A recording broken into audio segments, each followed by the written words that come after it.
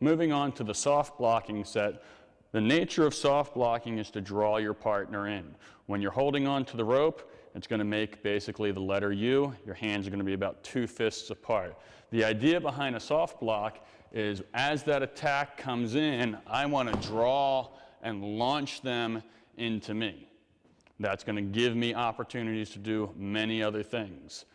Start out, once again, our feet are going to start stationary. I make my U, I bring it to my shoulder. I'm going to make a horizontal pattern going to the side. I switch my hands and go to the other side. It's important as you do this that you use your hips.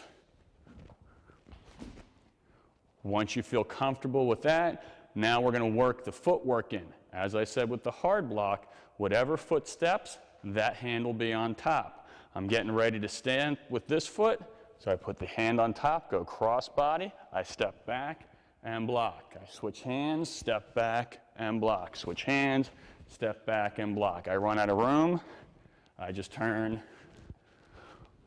move the opposite direction. The whole key is to have your hands in such a way that your rope moves parallel in a consistent fashion. You don't want to have your hands too close. You don't want to have them offset. They move as a pair.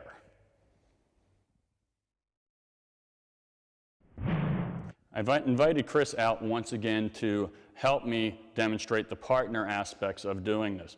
We're going to start out just holding the punch out. The idea, once again, is to connect between the elbow and the wrist, or just above the elbow if you can.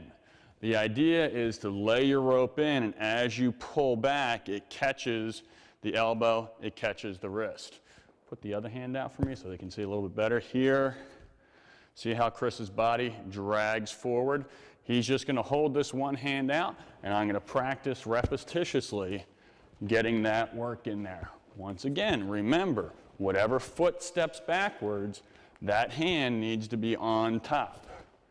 Once you've got this down, now Chris is going to start throwing punches, staying in place. I'm working on timing the punch. A little bit faster. I'm going to work the inside of his arm also.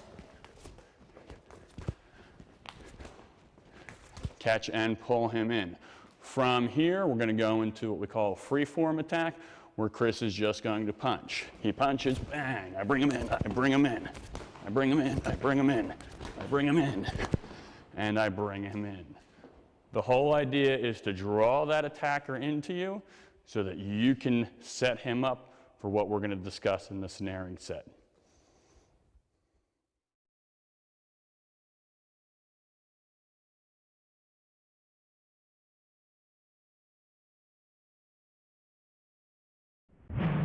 Just as we had with the hard blocks, we can also do the soft blocks in both a high line and a low line. I'm going to show this a few different ways. With the attack coming at my face, I can high line by sliding backwards, soft blocking here. He comes in, punches, boom, it's down quick. This gets you in nice for low line attacks with the follow-up technique.